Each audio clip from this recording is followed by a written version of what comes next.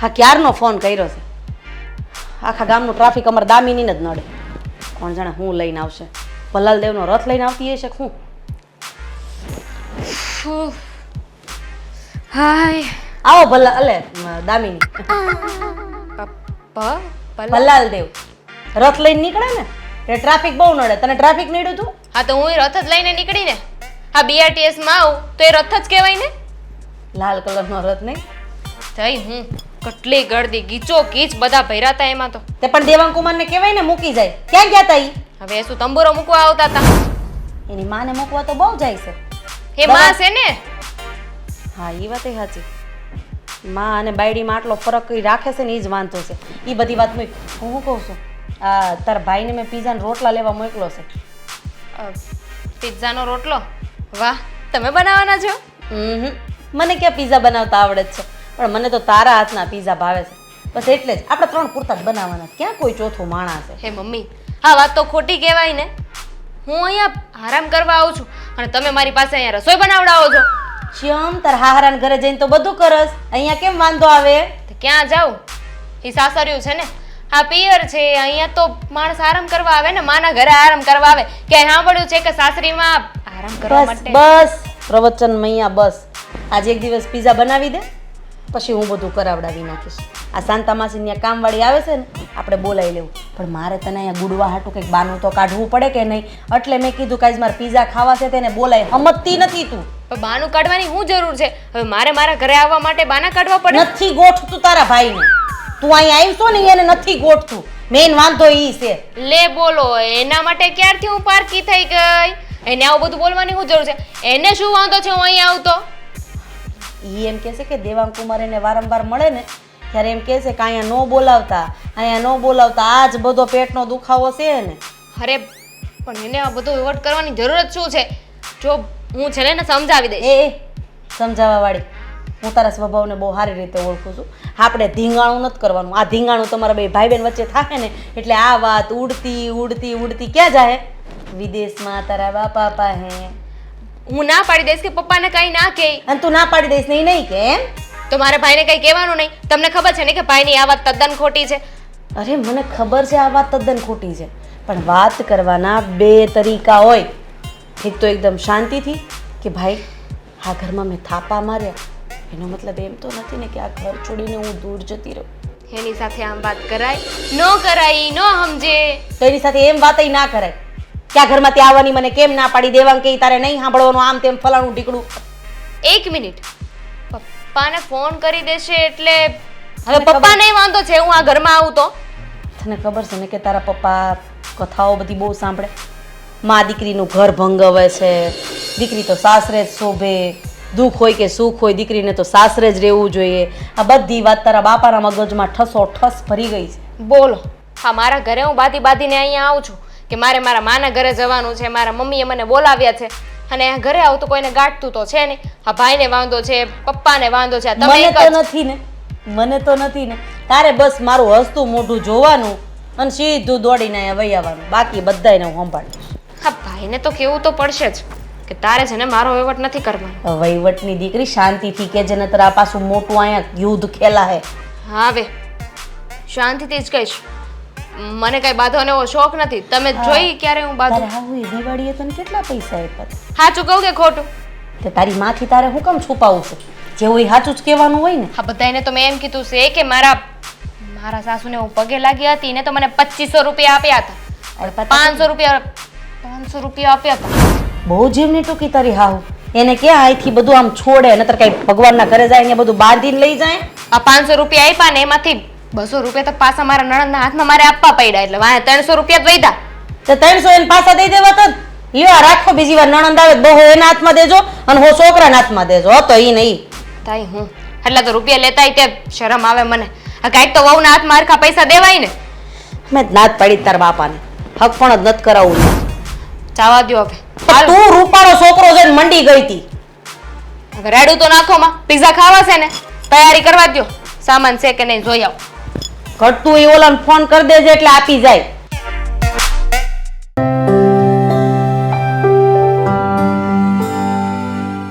આવ્યો દેવાંગ. કેમ અચાનક તારે ભૂલો પડ્યો? આજે તો રવિવારે નથી. ફરિયાદ કરવા માટે આવ્યો છું. જુઓ, હા તમે વચ્ચે રહીને મારા લગ્ન કરાવ્યા હતા ને, તો તમે એક કામ કરો, હા દામિનીને થોડી ઘણી સમજાવો. આવી રીતે 2-5 દિવસે ને 2-5 દિવસે એના પિયર જતી રહે છે, એ કંઈ થોડી સારું લાગે. એટલે તું મને એવી ફરિયાદ કરવા આવ્યો એમ ને? હે, આ ઘરની ફરિયાદ કરવા મને તું આવ્યો? તો મને હું કામ ફરિયાદ કહીશો? પણ વચ્ચેના માણસ છો તમે. તમે જવાબદારીઓ લીધી હતી અને જ્યારે લગ્ન કરવાના હતા ત્યારે તમે જ કહેતા હતા કે છોકરીની બધી ગેરંટી હું લઈ રહ્યો છું, ક્યારેય પણ કોઈ પણ વાંધો નહીં આવે. તો હવે જ્યારે તકલીફ પડી રહી છે, જ્યારે સામેવાળા વ્યક્તિને સમજાવવાની વાત આવે તો પછી ઓબ્વિયસલી માણસ વચ્ચેના માણસ પાસે જ જાય ને. અરે એવું છે ને, આ બધા ઘરે ઝઘડા થતા હોય એટલે એનો મતલબ એમ ન હોય કે તમે અહીંયા આવીને ફરિયાદ કરો. જુઓ, આ નાના મોટા ઝઘડાઓ નથી, આ રોજનું થયું છે. અને આમ પણ આ બધી ચડામણી છે ને મારા સાસુમાની જ છે. જ્યારે હોય ત્યારે પોતાની દીકરીને પંપાળીને ઘરે બોલાવી લે, તો પછી તમે જ કહો ને, આમાં અમારે શું સમજવાનું? એટલે તને ઈ ખબર પડી ગઈ કે બધું એની હાહુએ સડામણી કરી એમ ને તારા? તો કોણ કરે છે બીજું? આ મારા શાળાને ફોન કર્યો હતો, મારા શાળાએ જ મને બધી વાત કરી છે. એ કહેતો પણ હતો કે આમાં છે ને હું તો મારા મમ્મીને સમજાવું છું, પણ મમ્મી છે કે માનતા જ નથી. આ તો છે ને હા એની દીકરીને ઘરના કામકાજ કરવા માટે બોલાવે છે. હવે તમે જ વિચાર કરો, આ કઈ માં એવી હોય કે જે પોતાની દીકરીને સાસરિયામાંથી બોલાવીને ઘરમાં બધા કામ કરાવડાવે? હા, તો તને એવું બધું લાગતું હોય તો તું જાને ન્યા તું કહી દે ને. મને હું કામ ફરિયાદ કરશો ભાઈ? જો મેં કને ખાલી સંબંધ કરાવી દીધો છે અને મારી જવાબદારી સંબંધથી લગ્ન હોય ને ત્યાં સુધીની હોય ને ત્યાં સુધીમાં છોકરી કાંઈ આડાવડું કરે તો.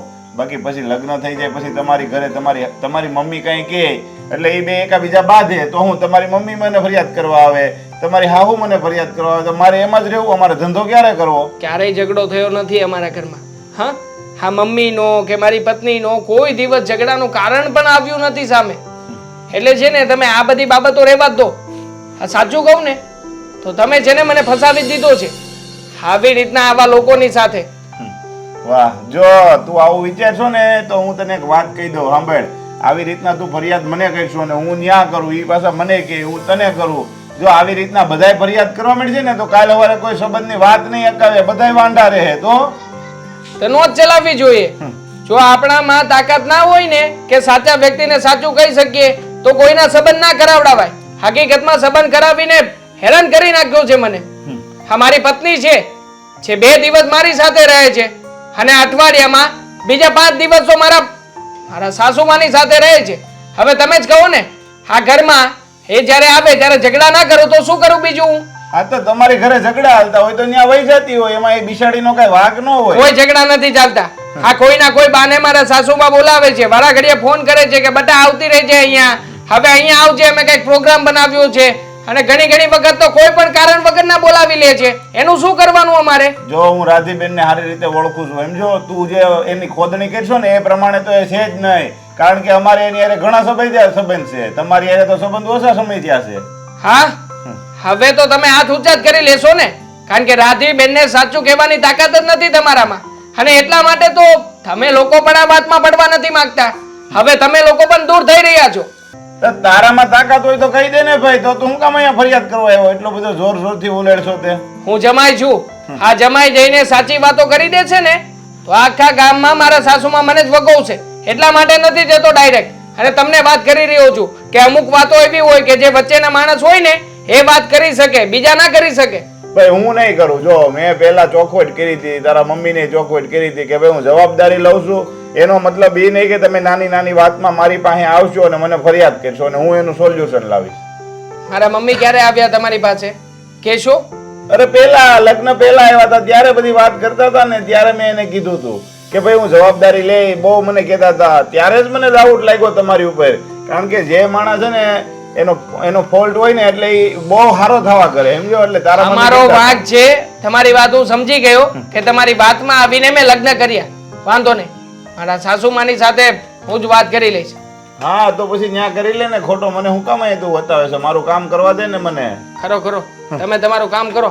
માફ કરજો, આ ભૂલથી તમારી 5 મિનિટ મેં અહીંયા આવીને બગાડી. માથાના દુખાવા. હવે કોઈના સંબંધ જ નથી કરાવવા, આપણે સારું કામ કરાવીએ તો આ લોકોને એમ થાય કે અમને આવી રીતના કરાવી નાખ્યું.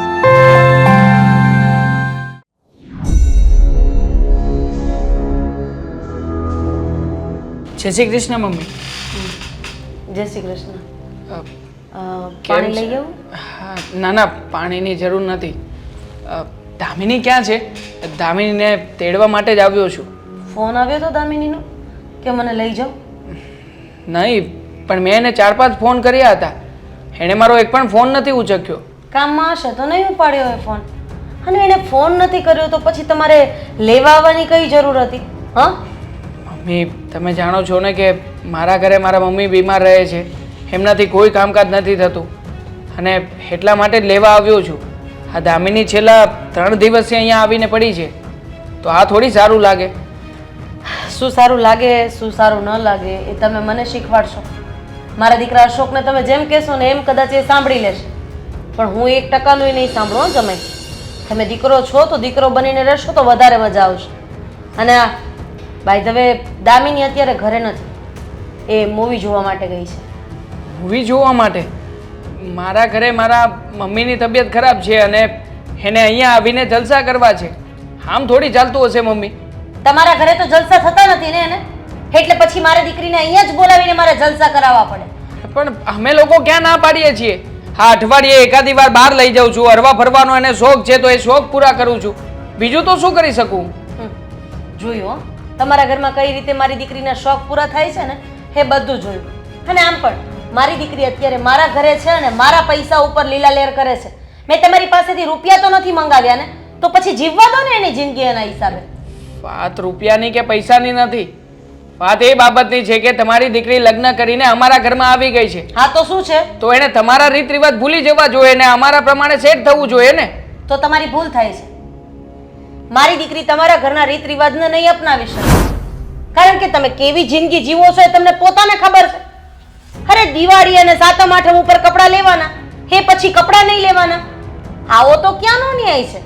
અરે કદાચ માર્કેટમાં નીકળ્યા અને ગમી ગયું તો એની માટે શું 7મ 8મની રાહ જોવાની? ના ના, વગર વાકના ખર્ચા કરવાની ના પાડી છે.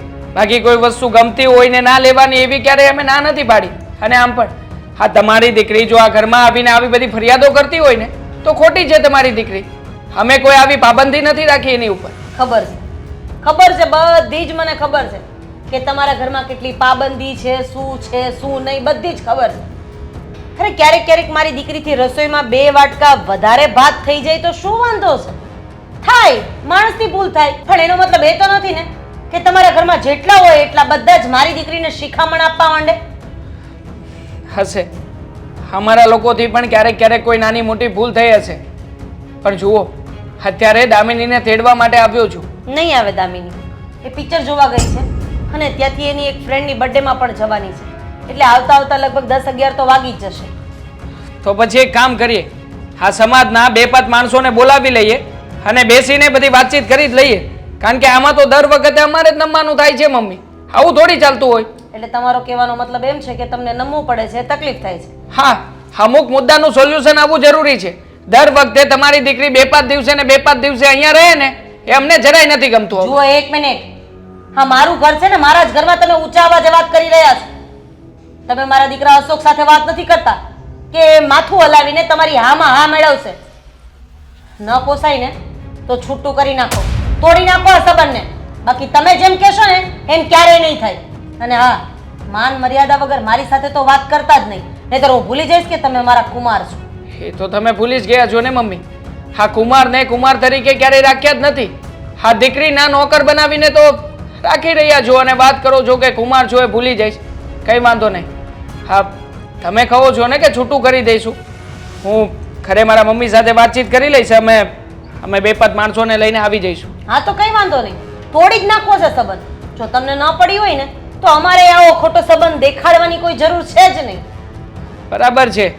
આમ પણ તમને ક્યાં કોઈ વસ્તુ થાય કે ન થાય એનાથી ફરક પડે છે?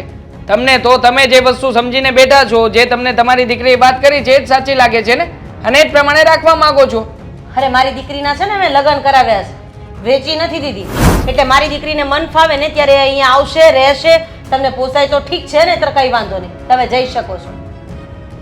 હું પણ એ જ કહેવા માંગુ છું કે તમારી દીકરીના તમે લગ્ન કરાવીને પારકા ઘરે વળાવી દીધી છે, છતાંય આટલી બધી એક્સપેક્ટેશન રાખો છો એ વ્યાજબી નથી. વાંધો નહીં, રજા લઉં છું.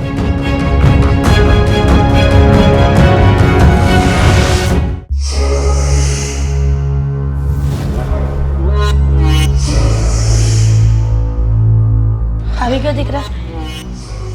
હા આવી ગયો. વાત થઈ ગઈ? ગયો હતો હું પ્રદીપભાઈ પાસે. શું કહ્યું? કે શું, એમણે હાથ ઊંચા કરી લીધા છે. કહેતા હતા કે અમે જેને જવાબદારી લીધી હતી પણ છોકરી કંઈ આડાઅવળું કામ નહીં કરે ને એ વાતની. તમે વાત કરી રહ્યા છો કે આ તમારા સાસુમાં એટલે કે આ એમના બેન એ આવું બધું કરશે, એની કોઈ જવાબદારી નહોતી લીધી એમ. એવું થોડું ચાલે? આ સગપણ કરાવ્યું હોય તો જવાબદારી તો લેવી જ પડે ને.